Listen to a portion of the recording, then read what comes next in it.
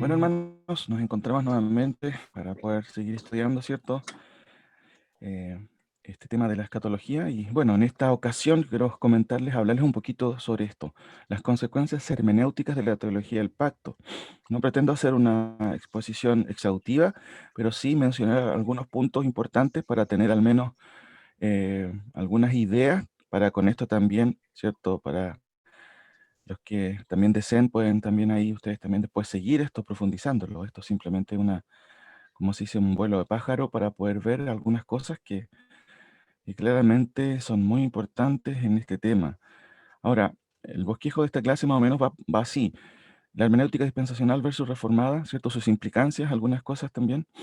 La teoría de la reinterpretación testamental, voy a explicar eso.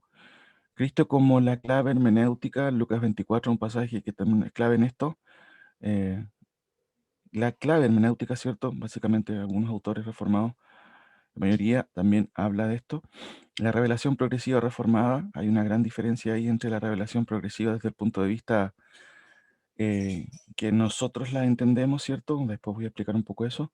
La hermenéutica cristocéntrica y el caso de Zacarías 9:11, que es un versículo que quiero que veamos también, ¿cierto? A la luz del mismo capítulo y este libro. Cómo es que muchas veces la hermenéutica cristocéntrica puede desviarnos del significado llano y obvio que el autor, ¿cierto?, está comunicándolo. Ahora, introduciéndonos en algunas ideas, ¿cierto? Cuando uno aplica un método gramático histórico literal, gramático histórico, ¿cierto? Literal me gusta llamarle porque es un estadio, ¿cierto?, también separado, que es necesario también explicar en el día de hoy porque está muy cuestionado, ¿cierto? No, es que hay un hiperliteralismo, ¿cierto?, de parte de los premilenaristas, ¿no? Literalizan todo, literalismo rígido, entonces por eso me hace necesario también y por eso siempre lo pongo de esta manera. Cuando uno aplica un método coherente, que es el gramático histórico literal, por supuesto, esto nos lleva a una hermenéutica, ¿cierto?, coherente también. De esa manera podemos hacer exégesis y llegamos a ciertas doctrinas. Eh, Esto significa que lo primero que tenemos que tener en cuenta es qué hermenéutica vamos a aplicar al texto bíblico. Cuando aplicamos una hermenéutica de este tipo, gramático, histórico, literal, nos vamos a encontrar con varias cuestiones que se deducen de una interpretación coherente, ¿cierto? Por ejemplo, desde abajo hacia arriba, bueno, algunos ejemplos simplemente. Vamos y encontramos en Génesis 3:15 el protoevangelio, algo que es consensual, pero también encontramos pequeñas referencias y ahí se va expandiendo. Por ejemplo, en Génesis 49, del 8 al 12, las palabras, ¿cierto?, a Judá, Cristo, ¿cierto? Vemos ahí a el reino revelado con este concepto de que Cristo como Silo, seguramente ustedes ya lo han visto, lo han observado también, pero déjenme mencionar solamente un versículo, 49:10, las palabras de Jacob a sus hijos: no será quitado el cetro de Judá, ni el legislador de entre sus pies, hasta que venga Silo, y a él se congregarán los pueblos. Claramente ahí uno va viendo una de las primeras características o, digámoslo así, puntos en donde se desarrolla y se va a desarrollar después este carácter de Cristo, ¿cierto? Como el que va a gobernar sobre las naciones. Eso se va expandiendo después. Pero lo interesante es que vamos a encontrarnos con pactos. En la lectura llana del texto, si aplicamos una hermenéutica, gramática, historia, nos vamos a encontrar con pactos, el pacto abrahámico, el pacto mosaico, el pacto palestino, el pacto davídico, el nuevo pacto. Y los términos de estos pactos son súper claros, ¿cierto? Son incondicionales con excepción del pacto mosaico. Después nos encontramos que Israel es el pueblo de Dios. No hay que hacer un tremendo esfuerzo para darnos cuenta de ello. ¿Hay promesas a este pueblo? Sí, promesas incondicionales, ¿cierto? Hay un concepto también que es constante en los profetas, hay juicio, restauración y obviamente hay una concatenación de estos conceptos. Siempre cuando se habla de juicio en los profetas, ¿cierto? A la par viene la restauración. Juicio, restauración. Siempre como que este binomio se da de manera constante. Notamos que después la iglesia es un misterio en el Antiguo Testamento. No tenemos que esforzarnos para hacer eso si aplicamos una gramática o una hermenéutica gramático histórico literal. Nos encontramos que hay una diferencia entre el gran día de Jehová y el arrebatamiento, cosas diferentes. Nos encontramos que el trono de David es terrenal, ¿cierto? No es celestial. es un escenario terrenal. Nos encontramos en Apocalipsis que hay un reino, es un reino milenial, pero también un reino terrenal. Y finalmente también nos encontramos con el estado eterno. Esto se deduce de una lectura, ¿cierto? No forzada, sino coherente en una aplicación de la hermenéutica gramático-histórico-literal. Ahora, sin embargo, desde el punto de vista histórico, aproximadamente en el siglo XVI y XVII apareció algo diferente que tiene que ver, perdón, ahí, que tiene que ver con lo siguiente. No sé si están notando en la pantalla, está apareciendo un cuadrito que aparece y que se va a entremeter entre lo que es la hermenéutica, ¿cierto? Y la teología, que es una cuestión que se llamó o que se llama teología del pacto. Am, Esto no es tampoco tan antiguo, sino que también tiene sus comienzos en el siglo XVI, XVII, ¿cierto? Ahora, ¿qué pasa con esto? ¿Qué pasa cuando se introduce un elemento, ¿cierto?, exógeno a lo que debería existir, ¿cierto?, de manera natural, que es la gramática, perdón, que es la hermenéutica histórico-gramático-literal. ¿Qué pasa si ponemos otro lente? Bueno, vamos a encontrarnos con un montón de otro tipo de lectura, porque aquí lo que surge es, ¿cierto?, un paradigma, si se puede decir, que nos va a arrojar otros resultados. Aquí al lado está apareciendo un poco la idea de la teología del pacto. La teología del pacto, ¿cierto?, observa y se construye bajo esta mirada, ¿cierto?, de que existen otros pactos, el pacto de obras, el pacto de redención y el pacto de gracia, ¿cierto? Hay algunos que mencionan simplemente dos, el pacto de obras y el pacto de gracia.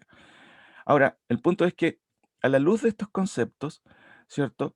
Evidentemente la lectura del texto va a tener un resultado diferente, porque es una manera, ¿cierto?, de insertar otro lente, aparte de el único lente que deberíamos aplicar, que es de la hermenéutica, y una hermenéutica coherente, por supuesto. Esto, el resultado de aplicar la teología del pacto por medio de estos tres conceptos, ¿cierto? El pacto de obra, el pacto de redención y el pacto de gracia, que a propósito no aparecen en la escritura de manera explícita, básicamente son inferencias, ¿cierto? A la luz y en comparación de los pactos bíblicos, que son totalmente objetivos, que no hay que inferirlos, sino que están ahí súper llanos. La teología del pacto lo que hace es construir, ¿cierto?, un lente por el cual se observa la escritura. Esto va a traer consigo otro concepto que tiene que ver con la prioridad novotestamentaria.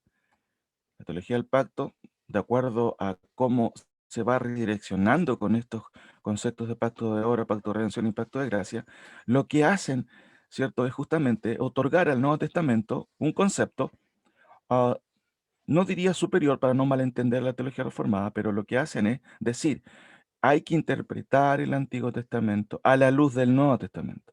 Entonces se produce una prioridad de testamentos que básicamente es inexistente en el texto mismo. Después voy a explicar un poquito de eso. Ahora, esto también obviamente trae una hermenéutica bipolar, ¿cierto? No estoy diciendo que la hermenéutica reformada esté enferma, aunque el concepto bipolar podría sugerirlo, aunque por supuesto también nos deja ver que no es una interpretación coherente. Bipolar significa, sí, apliquemos en estos pasajes una hermenéutica gramático-histórica, pero en ciertos pasajes proféticos hay que cambiar el modo y aplicar otra hermenéutica, una hermenéutica más espiritualista. Ahora, ¿cuál es el resultado de aplicar la teología del pacto? Bueno, básicamente lo que va a suceder es que se elimina, ¿cierto?, todo el resultado anterior, y ahí por eso lo estoy oscureciendo, si se puede decir, y aparecen un montón de cuestiones. Surge el concepto de teología del reemplazo, Israel, ¿cierto?, o la iglesia es el nuevo Israel. Sión algunas veces puede significar la iglesia, no significa Sión sino la iglesia. Hay un solo pueblo, ¿cierto? Milenio, no un milenio figurativo. Hay una resurrección física en Apocalipsis 5, ¿cierto? 6, pero en el mismo texto, en el contexto, hay una resurrección espiritual, ¿cierto? Ahí hay justamente una especie de hermenéutica bipolar. Se ve la perspectiva escatológica con este patrón de la era presente y la era venidera, y se borra el concepto de un milenio, ¿cierto? El trono de David sube al cielo, no sé de cómo lo hacen para subirlo, ¿cierto? y en algunas ramas también se practica el bautismo. Puede que esto esté, en cierto sentido, un poco alejado de lo que es la tesis de la escatología, pero es parte también de la teología, ¿cierto?, del pacto. Entonces, en cierto sentido, el cambio es bastante radical. Y esto parte justamente con el tema hermenéutico.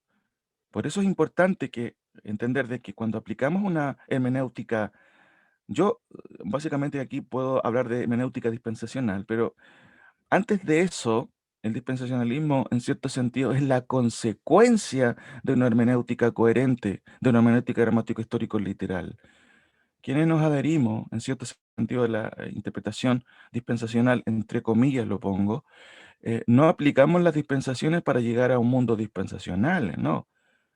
Como veíamos en la clase anterior, en cierto sentido las dispensaciones no son el kit esencial de la interpretación, entre comillas, dispensacional, sino la hermenéutica histórico-gramático literal, una interpretación coherente de la escritura. Ahora, ¿por qué razón? Porque dispensaciones también las encontramos en autores que podríamos considerar reformados, como veíamos en la clase anterior. Ahora, déjeme avanzar en esto. Esto es lo importante. ¿Cómo es que las implicancias de la teología del pacto lo que van a hacer es en meter un ingrediente, ¿cierto?, que va a distorsionar o que va a reinterpretar muchas cosas injustificadamente? Por supuesto que el elemento tiene que ser poderoso para que sea aceptado. Por eso es que la teología del pacto tiene cierto ese matiz, de acuerdo a estos conceptos que son pactos más bien teológicos y que no aparecen en la escritura de manera implícita. Básicamente son la conclusión de ciertas inferencias. Por eso esa es una de las debilidades más grandes de la teología del pacto. Ahora, la teoría de la reinterpretación testamental. ¿Cuál es la idea de esto? Reinterpretación testamental. Déjenme mencionarles algunos ejemplos. George Eldon Lamb, ¿cierto?, escribió lo siguiente. El hecho es que el Nuevo Testamento frecuentemente interpreta las profecías del Antiguo Testamento de una manera no sugerida por el contexto del Antiguo Testamento. Las profecías del Antiguo Testamento deben ser interpretadas a la luz del Nuevo Testamento para encontrar su significado más profundo. ¿Qué es lo que está diciendo Ladd con esto? Es que, claro, el Nuevo Testamento nos sirve como un lente hermenéutico porque hay que interpretar lo que se decía en el Antiguo Testamento a la luz del Nuevo para buscar un significado más profundo. Esto tiene que ver justamente con esto, con la reinterpretación testamental. En el fondo, las profecías del Antiguo Testamento no eran muy claras para estos autores, ¿cierto? Hay que interpretarlas a la luz del Nuevo, porque ahí tienen su significado más profundo. Esto se parece mucho al Census Plenior, ¿cierto? En cierto sentido. Es que el Antiguo Testamento no era claro en sus propuestas, en sus profecías. Esto está implícito en ese sentido. Estos autores tratan de decirlo, y de hecho, la siguiente cita que voy a mencionar, no de Lab, también en cierto sentido lo va a mencionar. Dice Lab también aquí, también es posible que la expectativa del Antiguo Testamento de un reino en la tierra pueda ser reinterpretada por el Nuevo Testamento en conjunto de bendiciones en el reino espiritual. Aquí ya es claro, ustedes pueden observar que el Nuevo Testamento supuestamente reinterpreta lo que se dijo en el Antiguo Testamento. Y esto básicamente es porque en el modelo de la teología reformada no calza lo que se dice en el Antiguo Testamento, por eso es más fácil espiritualizarlo. Y claramente, por supuesto, eso es un error, ¿cierto? Que no propone el texto bíblico. Ahora, espiritualizar, algunos podrían decir, no, nosotros no espiritualizamos. Pero muy interesante lo que dice este autor, Kim Rintelberger. Dice, si los escritores del Nuevo Testamento espiritualizan las profecías del Antiguo Testamento, aplicándolas en un sentido no literal, entonces el pasaje del Antiguo Testamento debe ser visto a la luz de esa interpretación del Nuevo Testamento, no viceversa. Los propios autores reformados, ¿cierto? Como este autor, que es amilenarista, si no me equivoco, ellos confiesan y dicen, sí, sí, los autores del Nuevo Testamento espiritualizan la profecía. Por supuesto, no sé de dónde a lo mejor él puede llegar a esta conclusión, porque Los autores del Nuevo Testamento, y ahí obviamente donde tenemos una gran diferencia, no espiritualizan las profecías del Antiguo Testamento. Y eso es lo que podemos nosotros concluir a la luz también de un examen más detallado del texto. Sin embargo, cuando ellos hablan, ¿cierto?, de estos conceptos, lo que están hablando simplemente es de una reinterpretación testamental. Usan el Nuevo Testamento, ¿cierto?, por encima del Antiguo. La acusación, obviamente, reformada es que nosotros usamos el Antiguo para ponerlo sobre el Nuevo, pero no es así.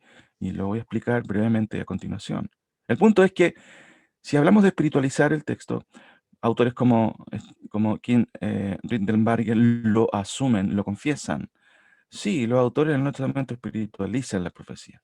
Sin embargo, podemos decir que evidentemente esto es una distorsión en cierto sentido de lo que realmente los autores del Nuevo Testamento están haciendo.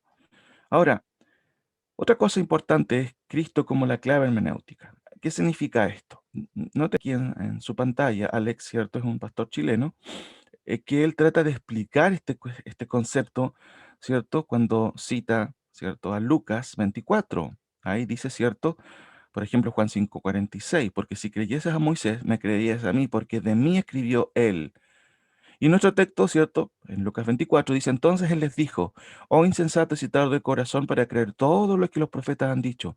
¿No era necesario que el Cristo padeciese estas cosas y que entrara en su gloria? Y comenzando desde Moisés y siguiendo por todos los profetas, les declaraba en todas las escrituras lo que de él decían, que era necesario que se cumpliese todo lo que está escrito de mí en la ley de Moisés, en los profetas y los salmos. Y concluye este pastor, ¿cierto? El pastor Alex, a quien conozco, un buen hermano, un buen creyente, un creyente piadoso, pero que por supuesto no concordamos en lo que él concluye. Él dice en esta explicación, Lucas le habla aquí, ¿cierto? Lucas 24 le habla aquí Cristo a los caminantes que iban hacia Maús y les dice, y nosotros decíamos que era la división, ¿cierto? De Moisés, los profetas y los salmos, ¿cierto? Como ellos dividían todo el Antiguo Testamento, lo que nosotros conocemos como el Antiguo Testamento. Eran las tres divisiones, la Tanaj, ¿cierto? Que eso es correcto, que se llamaba Profetas, Moisés y Salmos. Entonces Cristo mismo está diciendo, yo, yo soy la clave para que ustedes entiendan lo que está en todos los profetas, en Moisés, en los Salmos, ¿cierto? Él dice eso, yo soy la clave. Hermanos, dijo Jesús eso en este texto. Sigue diciendo este pastor, ¿cierto? El pastor Alex, en otra predicación. Sí, o sea, bueno, lo afirmé de esa manera. También es que el mismo Cristo lo dijo de esa manera. Algunos hoy día dicen que el Antiguo Testamento debe tomarse o interpretarse en sus propios términos, pero eso es un grave error, porque están ignorando esa clave que Dios, el mismo Jesús dio para interpretar el Antiguo Testamento. Esto lo dice el pastor Alex en algunas de sus predicaciones de manera literal. Ahora, hermanos, algunas preguntas. ¿Cristo dijo realmente que Él era la clave? ¿Dijo yo soy la clave? Para el pastor Alex, ¿cierto? Esto es como obvio. Sin embargo, el texto no está diciendo eso. Cristo está en todos los profetas, en todo Moisés, en todos los salmos. ¿Eso estaba diciendo el Señor a los discípulos de Maús? Es un error grave tomar las promesas de Dios a su pueblo en sus propios términos como Dios las dio porque ahora el Hijo cambió esos términos. Dios dio esta clave aquí en Lucas 24 para interpretar correctamente el Antiguo Testamento. ¿Dice el texto que Jesús nos dio una clave para interpretar todo el Antiguo Testamento?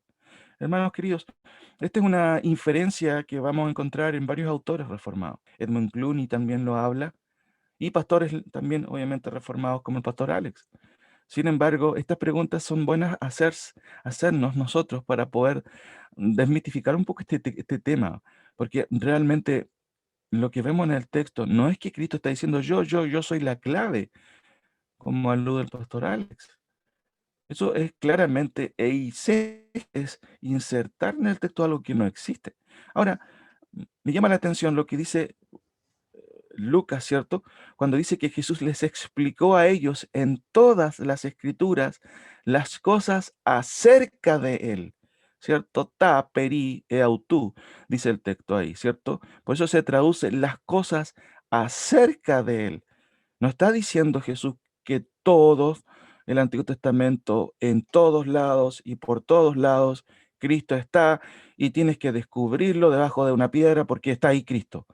No, les explicó a ellos todas o en todas las escrituras las cosas acerca de él. Y me gusta mucho la explicación del pastor cierto Chu, el profesor Chu, cuando dice y explica en este excelente libro en primer lugar, el texto no afirma que Jesús interpretara que todas las escrituras eran acerca de sí mismo. Declara que expuso las cosas respecto a sí mismo que están por todas las escrituras. La afirmación no consiste en que todas las escrituras trata sobre Cristo, sino más bien que Jesús recorrió todo el Antiguo Testamento para mostrar los pasajes pertinentes respecto a sí mismo. Entonces, hermanos queridos, esta idea de Cristo como una clave hermenéutica no puede ser más incorrecta. Esto es lo mismo que pasa muchas veces cuando se trata de, en el hogar, muchas veces cuando uno reta a sus hijos o los corrige, viene la mamá, ¿cierto? Y desautoriza al padre. Lo que están haciendo los autores reformados, en cierto sentido, es desautorizar a Dios. No, el hijo desautoriza al padre, porque hay que reinterpretar lo que él dijo.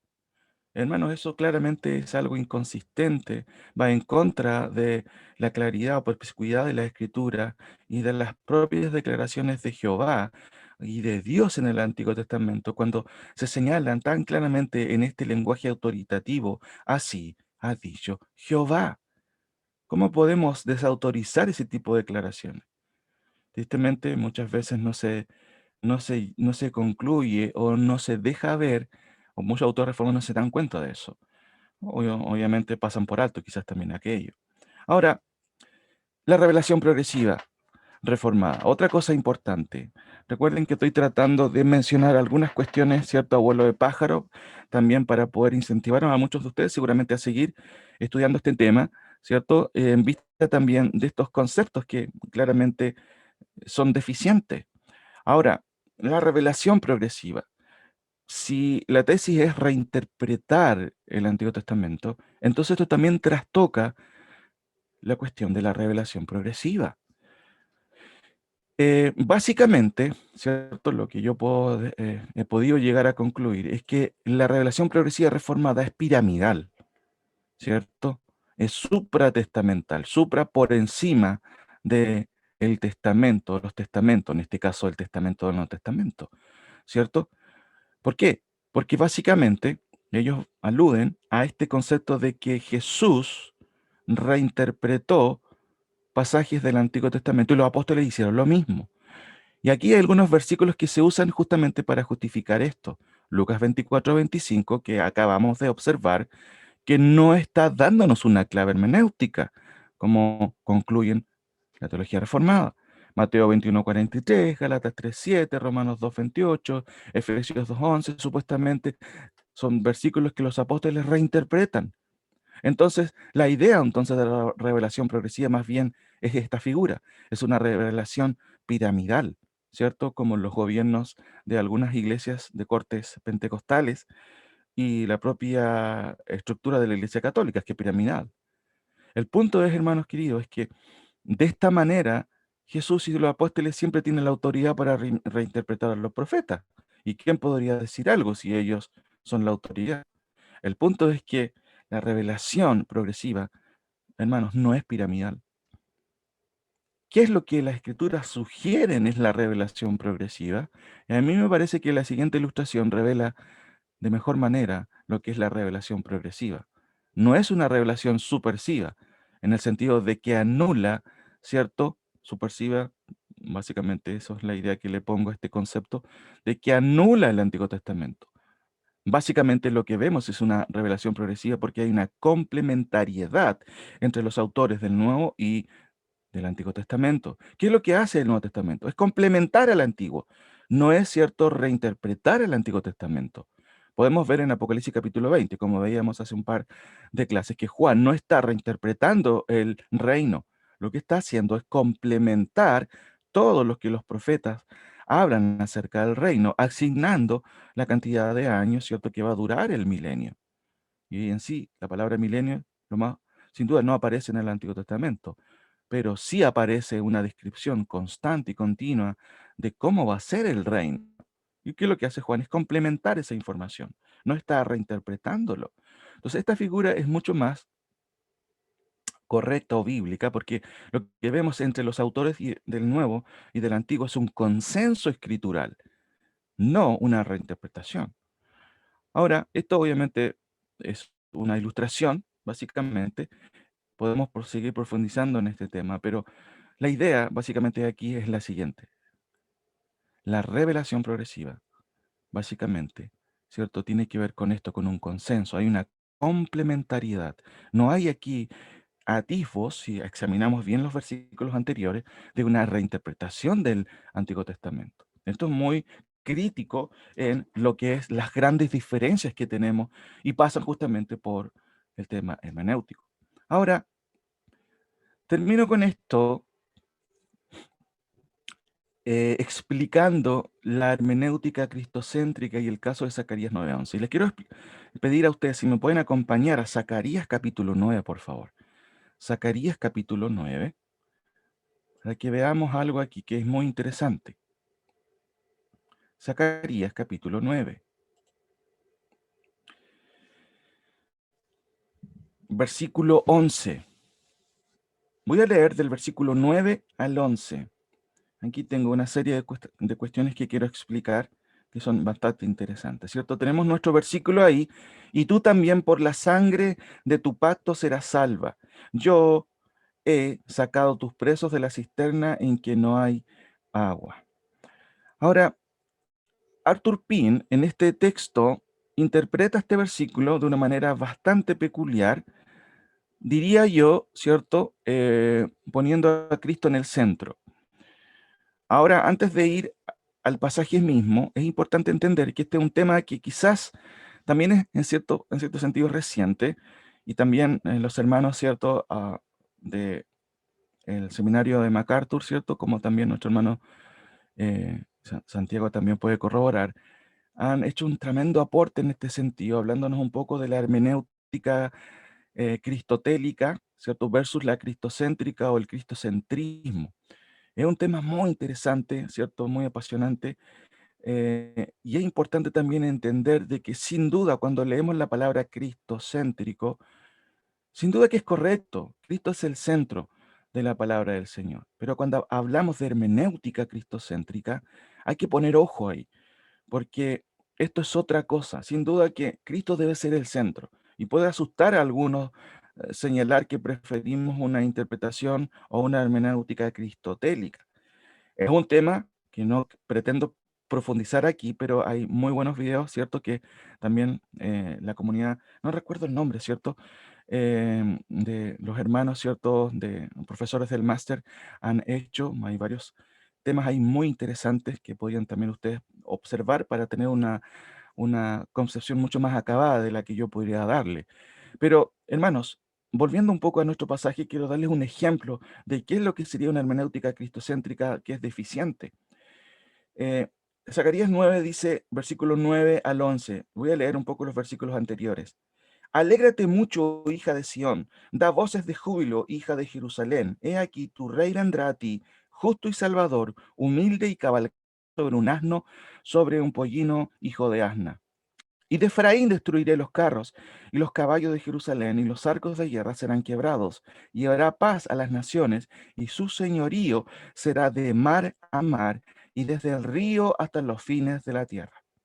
Y tú también, por la sangre de tu pacto, serás salva. Yo he sacado tus presos de la cisterna en que no hay agua. Y sigue el relato 12, 13, 14, 15, hablando, ¿cierto? Expandiendo el versículo 11. Ahora, ¿cómo es que A.W. Pink, ¿cierto? Interpretó en su momento este versículo? Pongan atención en esto.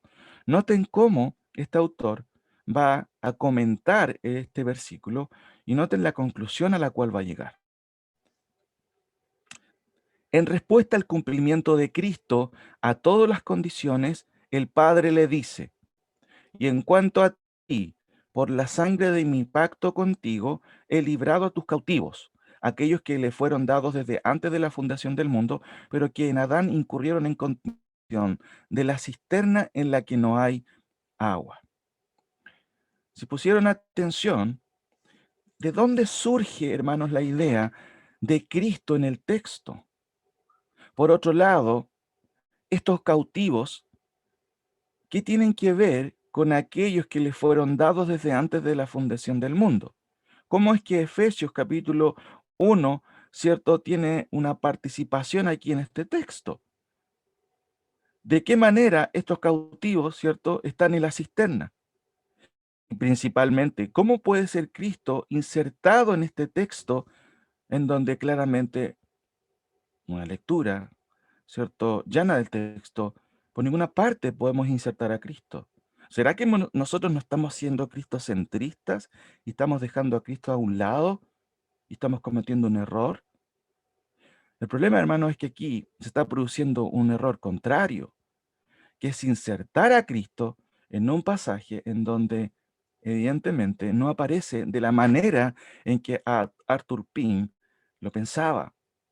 Sin duda que hay una alusión mesiánica y déjenme mencionarle, ¿cierto?, algunos puntos que quiero explicar con respecto a este texto. Por eso una buena pregunta en este sentido puede ser, ¿qué dice Zacarías en 11:9? ¿Se refiere a Cristo como dice A.W. Pink? Ahora, ¿cómo interpretaríamos nosotros este texto? Déjenme darles un ejemplo en algunos puntos también aquí, antes de poder concluir. Tengo algunos puntos, 6 puntos para poder explicar este versículo a la luz de su contexto. Primero, ¿cierto? Zacarías está escribiendo en un contexto, ¿cierto?, en donde está hablando a personas que están exiliadas y algunos ya, ¿cierto?, han partido del exilio. Zacarías escribe aproximadamente, si no me equivoco, el 520 al 518. Recuerden que ya han ocurrido algunas, al menos, ¿cierto? Una primera eh, deportación, ¿cierto? O en este caso venía del exilio, pero todavía faltan algunos ciertos judíos que vuelvan al exilio. No todos han vuelto, ¿cierto? De Babilonia a su tierra.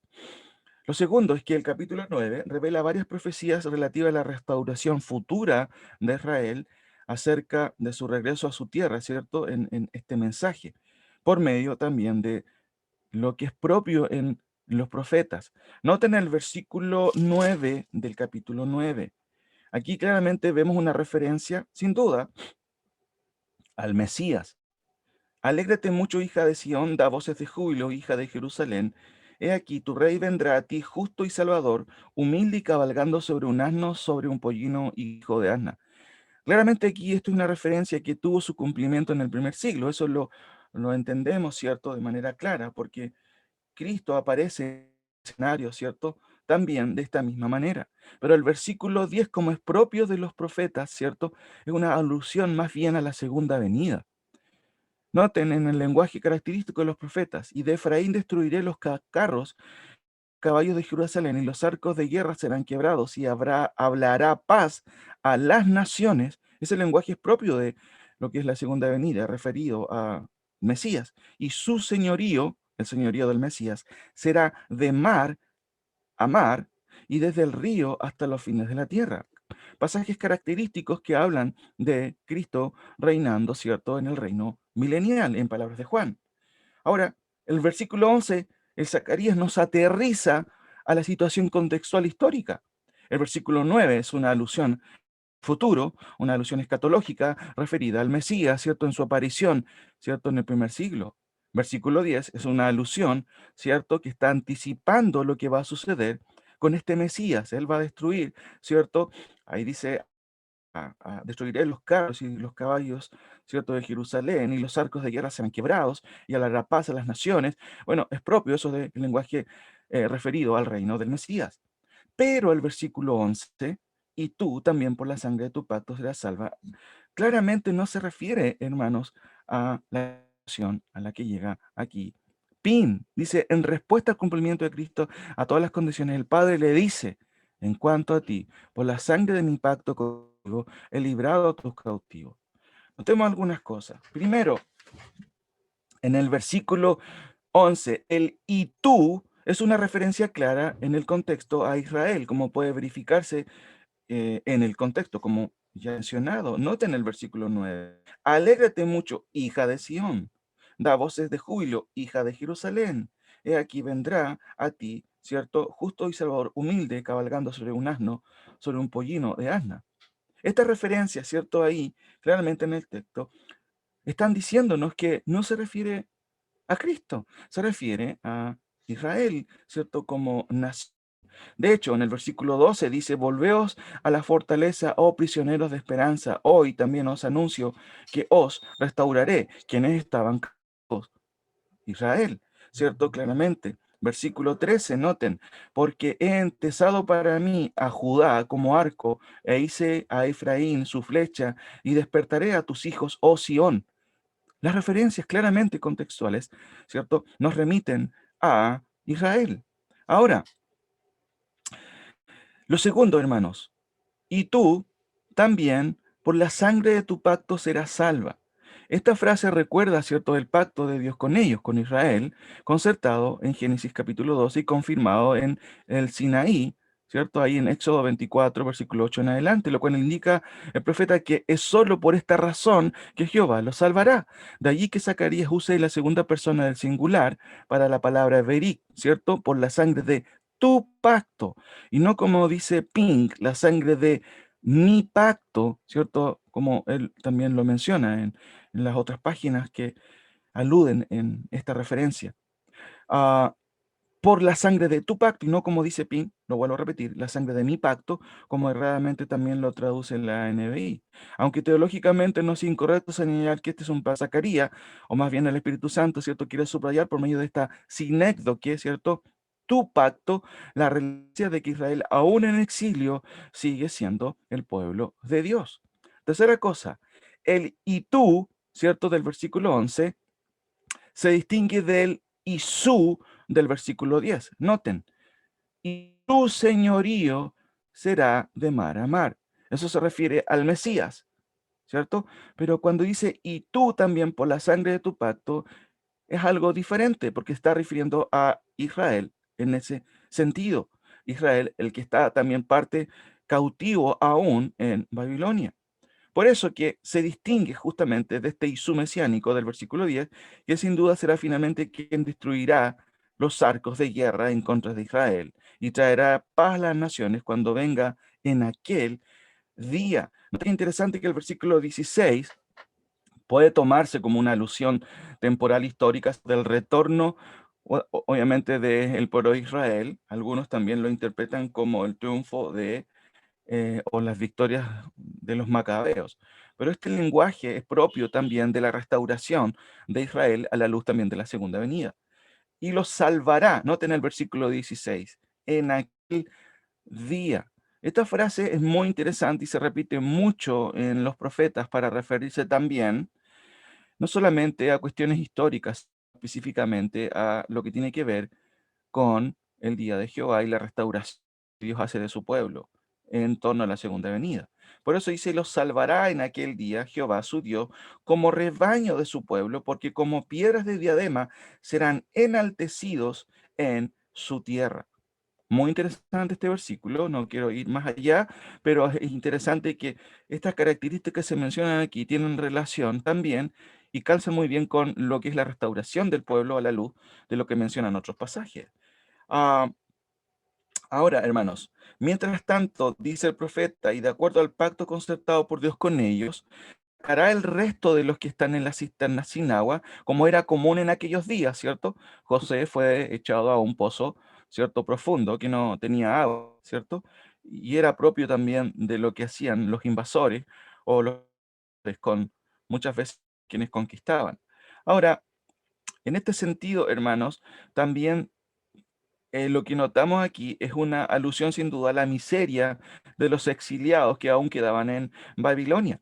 Pero aquí el Señor promete que no va a ser siempre así. De hecho, ya está en marcha el cumplimiento del retorno de muchos judíos. Y tú también, por la sangre de tu pacto, serás salva. Yo he sacado tus presos de la cisterna en que no hay agua. También esto es parte justamente de una promesa contextual, histórica, digámoslo así, de que Israel está siendo también liberado por medio también de la salvación de Dios. Ahora, cuarta cosa, Zacarías habla teniendo a Dios como sujeto, que Él va a salvar a aquellos presos, a aquellos que aún estaban en exilio. Por eso literalmente el texto dice, liberaré, ¿cierto? aquí dice en nuestra versión Reina Valera, y tú también por la sangre de tu pacto serás salva. Ahora, hay que observar con más detención esta declaración, ¿cierto? Lo que Zacarías dice aquí, primero, ¿cierto? Es el acto salvífico al que se refiere Zacarías, no tiene que ver con lo que dice Ping. Ping inserta un concepto, ¿cierto?, del Nuevo Testamento, refiriéndose a aquellos que le fueron dados desde antes de la fundación del mundo. Ah, está estirando este texto como un chicle, es una goma de mascar, ¿cierto? De tal manera que quiere insertar algo que no está diciéndonos el texto.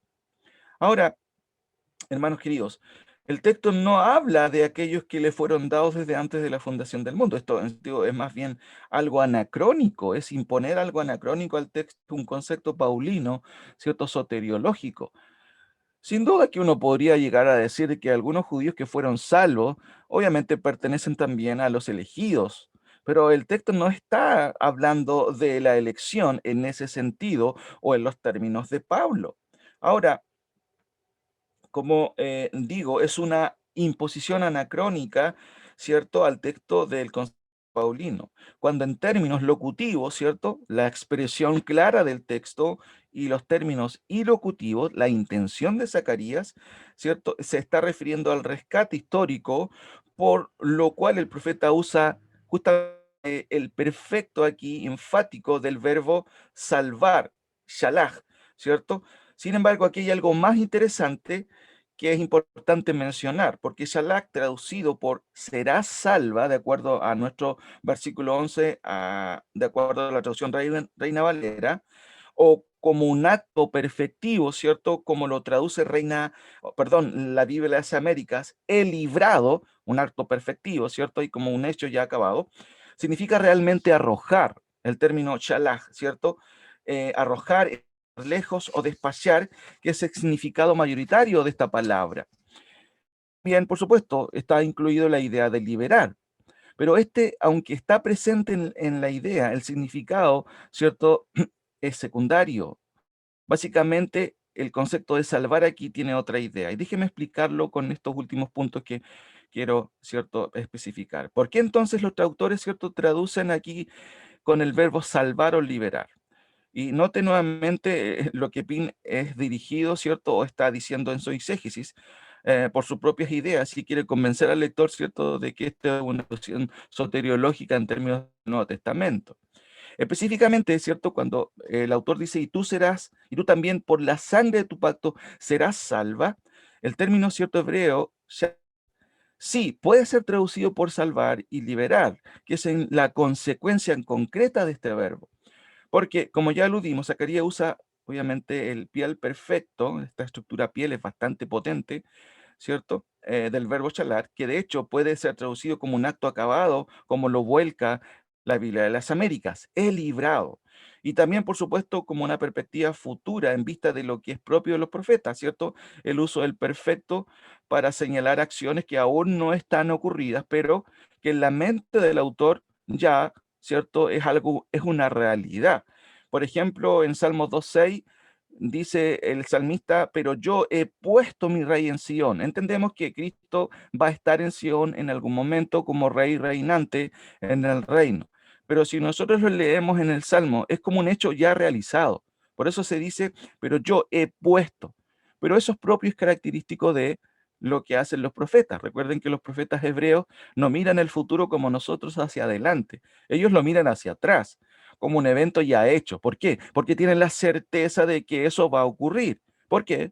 Y podríamos añadir, porque es palabra del Señor. Así lo ha dicho el Señor.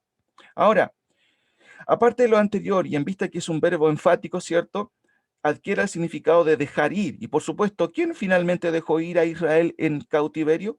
Circunstancialmente fueron los babilónicos que dejaron ir a los judíos de vuelta a la tierra, ¿cierto? Pero teológicamente entendemos, hermanos, que es Dios el que mueve los hilos de la historia, lo cual otra versión, la versión de la Jerusalén, lo traduce de manera interesante.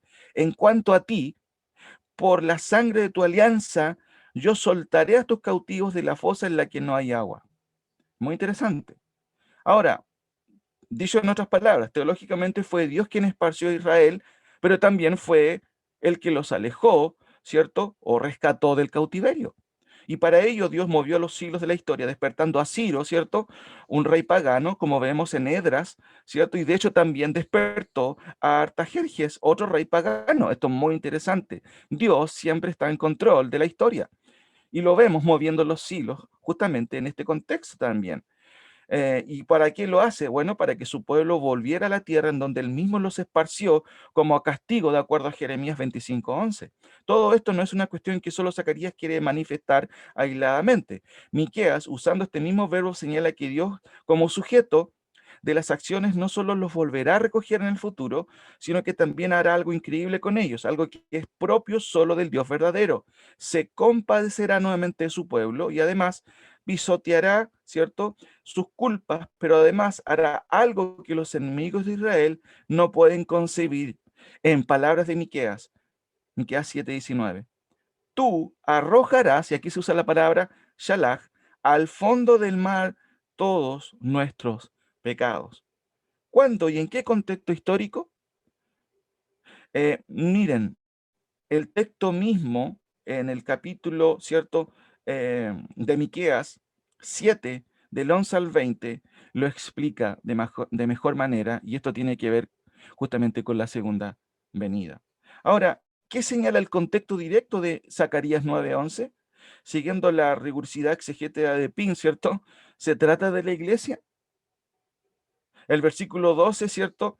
Dios sigue confirmando lo anterior y llama a los expatriados a volver prometiéndoles restauración. Noten el versículo 12. Volveos a la fortaleza, oh prisioneros de esperanza. Hoy también os anuncio que os restauraré el doble. Tal cumplimiento histórico no es otra cosa que el prototipo de la restauración futura, como usted puede notar en Zacarías capítulo 12, capítulo 13 y capítulo 14, ¿cierto? Que obviamente se menciona también al Mesías claramente como el gestor también de todos estos eventos. El versículo 13 de capítulo 9 de Zacarías, ¿cierto? Noten lo que dice, porque he entesado para mí a Judá como arco, e hice a Efraín su flecha y despertaré a tus hijos, oh Sión, contra tus hijos, oh Grecia, y te pondré como espada de valiente. De acuerdo al versículo 13, Dios dice que ha hecho a Judá fuerte, de entesado, ¿cierto? Como se entesaba un arco, ¿cierto? Listo como para ser lanzada, ¿cierto? Como un arco a punto de herir a sus enemigos también, por supuesto. Una alusión profética también escatológica de su futura restauración. De hecho, es una declaración que Joel ilustra evocando lo que Israel dirá en aquel día, de acuerdo a Joel 3:11. Somos fuertes en nuestro Dios. Cuando además en aquel día, añade Zacarías, Jehová defienda al morador de Jerusalén, y es lo que dice Zacarías 12:8. Ahora, hermanos, déjenme concluir con las últimas palabras. La imagen de Zacarías presenta, o que presenta Zacarías con este versículo en su contexto, nada tiene que ver con la idea de Pink, ¿cierto? Sino con un asunto que es propio de los profetas, que es la referencia a los juicios y a la restauración, que aquí es visto de manera también telescópica o como un prototipo de la futura restauración de Israel en aquel día, que es una alusión común en el Antiguo Testamento para el día de Jehová o la segunda venida también, en que el Dios mismo o Dios mismo salvará justamente a su pueblo, como también el versículo 16, ¿cierto? También lo está insinuando. Y lo salvará en aquel día. Sin duda que Israel está volviendo del exilio. Pasó un tiempo posterior después, recuerden que Israel, viendo la historia de Israel, ha pasado por mucho sufrimiento, ¿cierto? Pero básicamente todo esto está apuntando también a la restauración final del pueblo de Israel. No tiene nada que ver aquí con que se está hablando justamente con un cumplimiento de Cristo, ¿cierto? En cuanto a ti, por la sangre de mi pacto contigo, he librado a tus cautivos, a aquellos que le fueron dados desde antes de fundación del mundo. Eso es claramente, hermanos, una imposición al texto de Zacarías. Por eso que en primera instancia, cuando nosotros entendemos la palabra del Señor, no tenemos que ignorar, ¿cierto?, la coherencia de la hermenéutica histórico, gramático, literal, y dejar que el texto mismo, ¿cierto?, nos comunique lo que está comunicándonos y no insertar en el texto, ¿cierto?, a una idea cristocéntrica por no querer dejar a un lado a Cristo. En este sentido, Cristo no está siendo honrado, todo lo contrario. En cierto sentido, está siendo mal interpretado.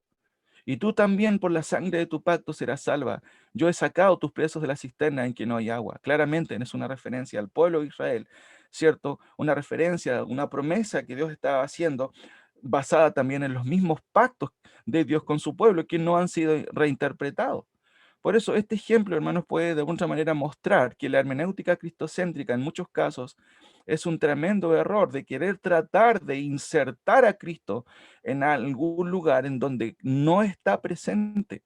Sin duda que en Zacarías 9 y en el contexto, el Mesías, ¿cierto? Es visto también, es anunciado, pero no de la manera en que Turpin y la teología, ¿cierto? Reformada quiere hacer ver a Cristo en estos pasajes. Y este es un ejemplo de muchos otros también que se pueden mencionar. Por eso quiero concluir aquí con algunas cuestiones, ¿cierto?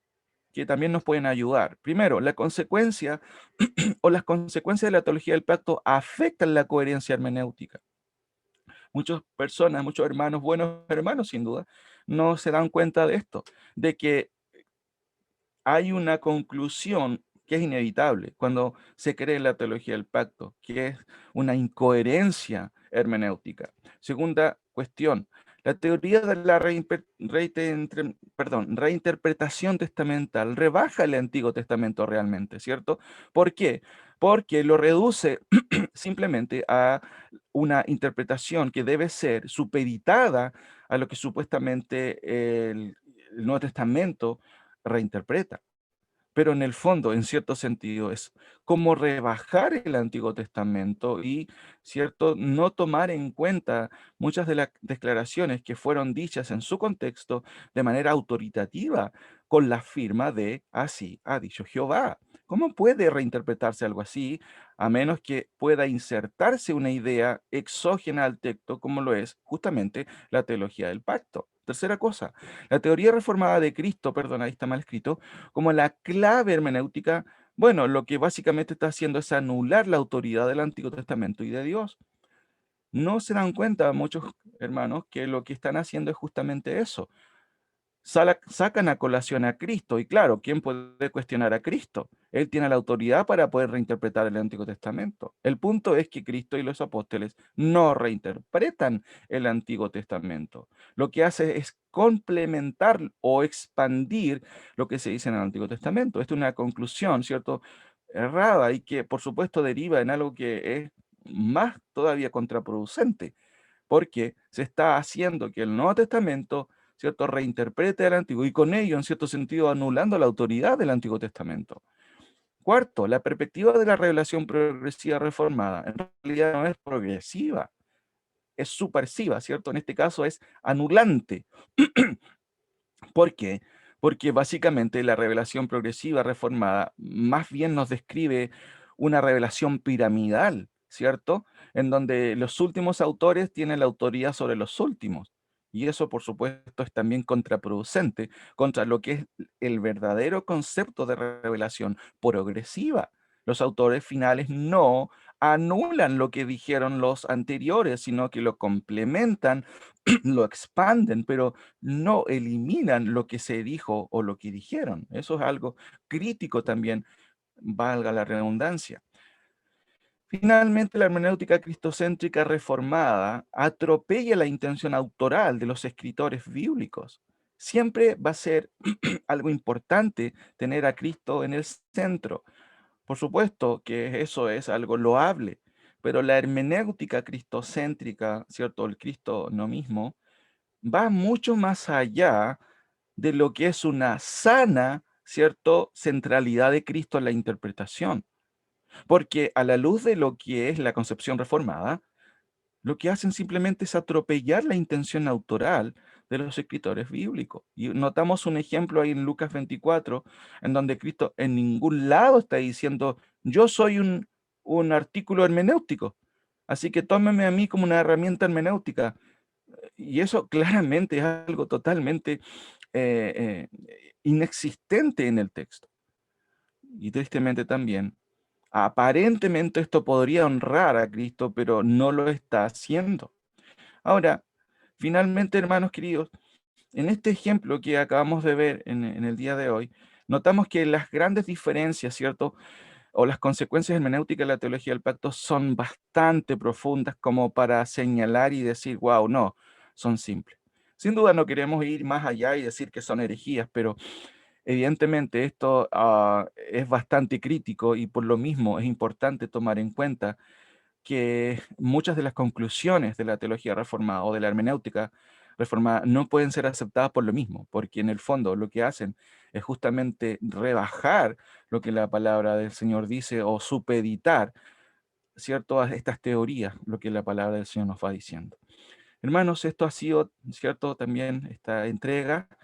Espero que haya podido quedar claro. Sin duda que es un vuelo de pájaro, como decía un profe, para que ustedes también puedan, ¿cierto?, ir profundizando también en algunas cuestiones que son también interesantes, ¿cierto? Y que merecen también, por supuesto, un análisis quizás también posterior y quizás pueda permitirnos también seguir conversando, seguir ahondando en esto, teniendo ciertos lineamientos concretos de lo que es la interpretación, ¿cierto?, reformada y por qué razón nosotros deberíamos rechazarla, ¿cierto?, por todas sus debilidades.